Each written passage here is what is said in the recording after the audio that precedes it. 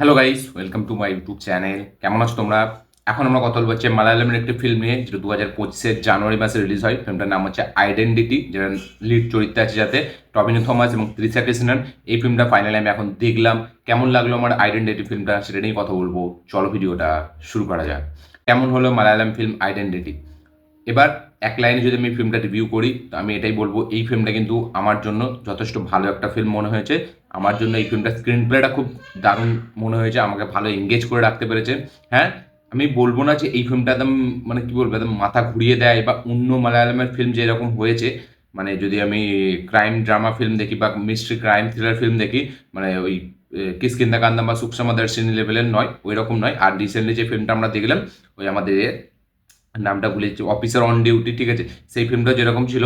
তো আমি এই তিনটে ফিল্মের সাথে এই ফিল্মটাকে কম্প্যারিজন যদি করি, ঠিক আছে, সেই হিসাবে কিন্তু আমি এই ফিল্মটাকে না আমি 3 নম্বরে রাখবো।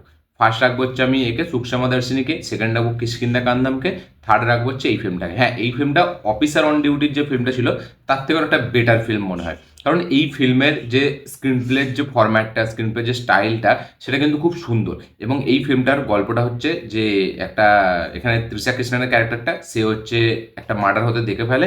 এবার সে মার্ডার হতে দেখে ফেলার পরই তার একটা অ্যাক্সিডেন্ট হয়, এবং সেই অ্যাক্সিডেন্টের পরে সে ফেস ব্লাইন্ড হয়ে যায়। এবার সে মানুষের চেহারা ঠিক মতো দেখতে পারে না।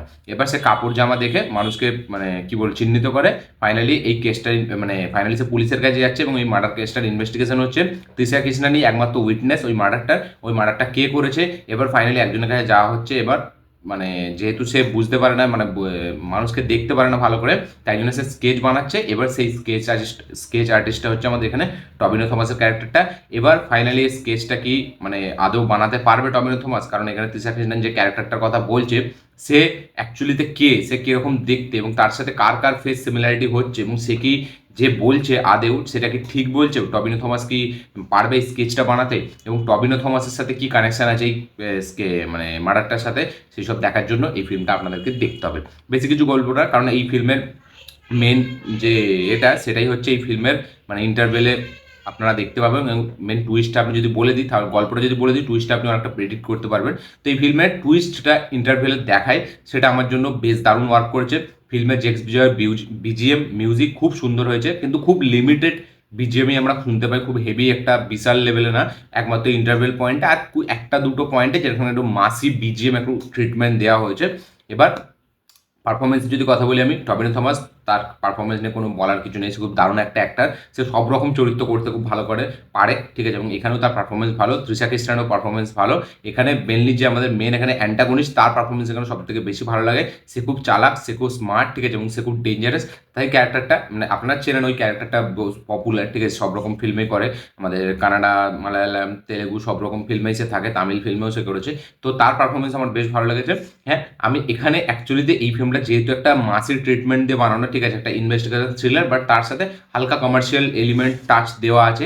এই ফিল্মটা একটা রিয়েলিস্টিক অ্যাপ্রোচে ফিল্ম বানানো নয়। এই ফিল্মের স্টাইলটা একটা কিষ্কিন্দা কান্দাম বা একটা আমাদের সুকসামা দর্শিনীর মতো নয়, বা একটা ওই যে থালাবানের মতো, হ্যাঁ থালাবানের মতো হতে পারে অনেকটা। এই ফিল্মের যে অ্যাপ্রোচটা, সেটা একটা থালাবানের মতো হতে পারে, আপনারা দেখলে বুঝতে পারবেন। বাট এই ফিল্মের যে ওয়ে অফ মানে স্টোরি টেলিং, বা এই ফিল্মের যদি আমি স্ক্রিন প্লের কথা বলি, সেটা এতটা সুন্দর যে আপনাকে পুরো ফার্স্ট টু লাস্ট খুব না এঙ্গেজ করে রাখে, খুব মানে জুড়ে রাখে। এবং লাস্টে হালকা একটু কমার্শিয়ালি ফুল অন একটা মাসের ট্রিটমেন্ট দেওয়া হয়েছে, একটা অ্যাকশন সিকুয়েন্স, সেখানে ক্লাইম্যাক্স হচ্ছে একটা এরোপ্লেনের মধ্যে, সেখানে ফাইট সিকুয়েন্সটার ডিজাইনটা খুব সুন্দর। এবং বিশেষ করে এই ফিল্মটার ফার্স্ট হাফটা খুব এঙ্গেজিং, ফার্স্ট হাফটা খুব এঙ্গেজ করে রাখবে আপনাকে। এবং ফার্স্ট হাফটার মেন জিনিসটা জানার পর না, সেকেন্ড হাফটা অনেকটা মানে কি বলবি, অ্যাকশন কমার্শিয়াল যেরকম ফিল্ম হয় সেরকম টাইপের করে ফেলেছে। মানে সেকেন্ড হাফের যে ফরম্যাটটা, সেটা পুরোটাই একটা টিপিক্যাল একটা কমার্শিয়াল ফিল্মের মতো, যেরকম আমরা দেখি যে হিরো ভিলেনের একটা টাসেল হয়, ঠিক আছে, সেখানে মানে হিরো একবার জিতছে, ভিলেন একবার জিতছে, তো এইরকম টাইপের। এবং একটা ভিলেন যে কিনা মানে এখানে এই এক জায়গা থেকে অন্য জায়গায় চলে যেতে চায়, তাই জন্য সে কাউকে কিডন্যাপ করছে। তো সেকেন্ড হাফটা অনেকটা প্রেডিক্টেবল এবং অনেকটা মানে কি বলবো, অনেকটা মানে প্রেডিক্টেবল বলছে। সেকেন্ড হাফটা অনেকটা ইজি, সেকেন্ড হাফটা অনেকটা দেখা দেখা মনে হয়, খুব একটা সিম্পল টেমপ্লেটের সাথে সেকেন্ড হাফে চলতে থাকে। বাট ফার্স্ট হাফের ইন্টারভেল পর্যন্ত এতটা সুন্দর লাগে আপনার ফিল্মটা, যেটা আপনাকে খুব জুড়ে রাখবে।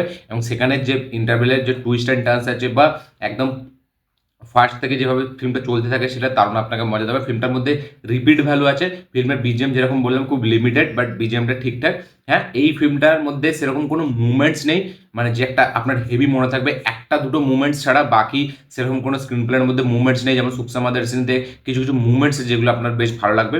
হ্যাঁ, সেকেন্ড মানে ক্লাইম্যাক্সের আগে প্রি ক্লাইম্যাক্সে অনেকটা ভালো টেনশন বিল্ড করতে পারে। এখানে একটা এরোপ্লেনের শট আছে, ওই এরোপ্লেনের সিনসটার মধ্যে যেরকম টেনশন বিল্ড করতে পারে, সেই টেনশনটা কিন্তু দারুণভাবে আমরা ফিল করতে পারি, সেই টেনশনটা দারুণভাবে বিল্ড হয়। এবং ওইখানটা একটা ফিল্মের আলাদা আর একটা এজ অফ দ্য সিট একটা ব্যাপার থাকে, যেটা কিনা আপনাকে দারুণভাবে হুক করে রাখে। এবং এই ফিল্মের মানে আমি যদি রিসেন্টলি মালায়ালাম ফিল্ম যেরকম বানিয়েছে সেই হিসাবে যদি দেখি, এর গল্পটাও কিন্তু খুব ইউনিক, খুব একটা ফ্রেশ গল্প মনে হয়, এবং খুব ইউনিক ওয়েতে গল্পটাকে প্রেজেন্ট করা, এবং একটা নতুনত্ব আছে গল্পটার মধ্যে, যে এরকম না যে একটা মার্ডার হচ্ছে হচ্ছে সেরকম না, বাট মার্ডার হচ্ছে সেটার মধ্যে যেরকম একটা ইউনিকনেস নিয়ে এসছে, একটা নতুনত্ব জিনিস নিয়ে এসছে, এরকম একটা গল্প নিয়ে এসছে, সেটাও কিন্তু একটা খুব দারুণ পজিটিভ ব্যাপার। এবং ফিল্মটা 12 কোটি টাকায় তৈরি হয়েছিল, 40 কোটি টাকার কাছাকাছি বক্স অফিস কালেকশন করেছে, তো হিটই হয়েছে বক্স অফিসে, মানে হিট বলতে গেলে দেখতে গেলে আরও বেশি হয়েছে, হিটের ওপরে সুপারহিট বলা যায় এটাকে। 10 কোটি টাকার বাজেটে বানানো ফিল্ম 40 কোটি টাকার কাছাকাছি গেছে, মানে তো হিট থেকে সুপারহিটে আমি ধরবো।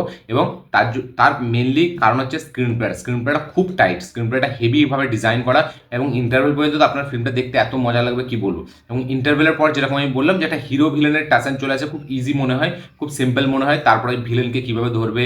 বাট এখানে এই যে মানে হিরো যেভাবে টেনে আনছে একটা জিনিস, ঠিক আছে, সে নিজে করে, তো এরকম ফর্ম্যাট আপনারা এর আগেও দেখেছেন একটা দুটো ফিল্মে, যে হিরো অ্যাকচুয়ালিতে আমরা যেটা যে হিসাবে দেখছি সেটা পুরোটাই আলাদা, সেটা পুরোটাই ফ্লিপ সাইড। তো এরকম আমি এর আগেও অনেক ফিল্মে দেখেছি, আমার এই মুহূর্তে মনে পড়ছে না নামগুলো, বাট আমি এই ওয়ে অফ মানে কি বলবো স্টোরি টেলিং আমি দেখেছি এর আগেও, যে একটা জিনিস যেমন সাহুর যদি ফিল্মটা আপনি দেখেন, প্রভাসের সাহু, তার যে গল্প বলার যে স্টাইল, সেম গল্প বলার স্টাইল হচ্ছে এইখানে।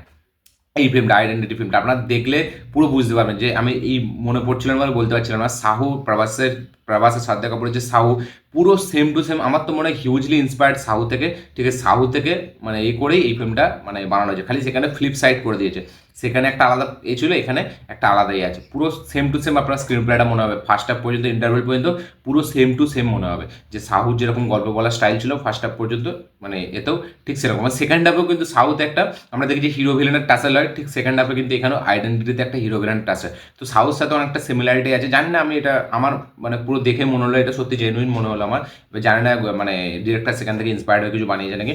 জেক্স বিজয়ের বিজিএম অনেকটা আন্ডার রেটেড হয়ে রয়ে যায় এই ফিল্মটার মধ্যে, মানে সে যেরকম বিজিএম ডেলিভার করতে চাইছে, বাট ফিল্মটা সেরকম ডিমান্ড করছে না, লাস্টে শুধু সেই পোর্শনটা ডিমান্ড করছে, যার কারণে আমরা শুধু লাস্টে ওই ফিল্মটা মানে ওই বিজিএমটা দেখতে পাই। তৃষা কৃষ্ণন, তাকে খুব লিমিটেড পারফরমেন্স এখানে দেওয়া হয়েছে, এবং সে সেই পারফরমেন্সটাই দিয়েছে। তৃষা কৃষ্ণন বিদায় মোড়াইছিতেও তাকে খুব লিমিটেড পারফরমেন্স দেওয়া হয়েছিল, এখানেও তাকে খুব লিমিটেড পারফরমেন্সই দেওয়া হয়েছে, তাই জন্য এই লিমিটেড মানে রোল করার মতোই দেওয়া হয়েছে, তাই জন্য স্যার পারফরমেন্সটা একটা লিমিটেড মনে হয়। এখানে টবিনো থমাস, তাকে যেভাবে মানে একটা হিরোইক ব্যাপার দিয়েছে সেকেন্ড হাফে ইন্টারভেলের পর থেকে, সেটা বেশ দেখতে ভালো লাগে, সেখানে বিজিএম এর কাজ ভালো, সেখানে টবিনো থমাসের পারফরমেন্স ভালো, এবং লাস্টে ক্লাইম্যাক্সে যেরকম বললাম টেনশনটা ভালো বিল্ড হয়, এবং একদম ক্লাইম্যাক্সে যে অ্যাকশন পোর্শনটা সেটা বেশ দারুণ, একটা খুব মানে মালায়ালাম ফিল্ম হিসাবে দেখতে গেলে যেভাবে ডিজাইন করেছে মানে সিনসগুলোকে, সেটা কিন্তু বেশ ভালো। লাস্টে অ্যাকশন সিকোয়েন্সটা সত্যি জেনুইনলি খুব প্রিমিয়াম মনে হয়, খুব পলিশড মনে হয়, খুব দেখতে মজা লাগে, খুব দারুণভাবে এক্সিকিউট করা সিনটাকে।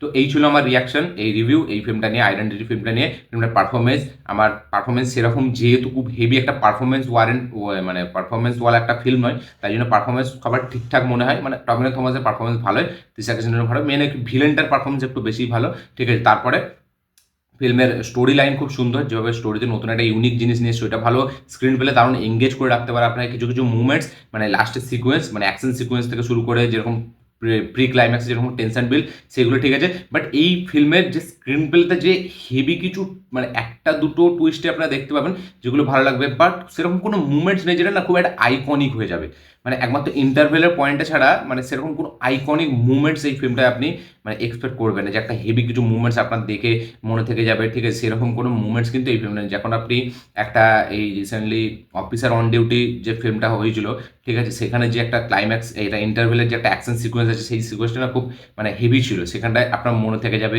বা একটা সুকসামা দার্শনীতে যখন ওই ফেসটা রিভিল হচ্ছে সেখানে যে টুইস্টটা সেটা খুব মনে থেকে যাবে, একটা কিষ্কিন্দা কান্দামের যে টুইস্ট সেটা মনে থেকে যাবে, একটা সাহু মুভির যে ইন্টারভেলের যে টুইস্ট সেটা খুব মনে থেকে যাবে, মানে আমি তেলেগু সিনেমার কথা বলছি।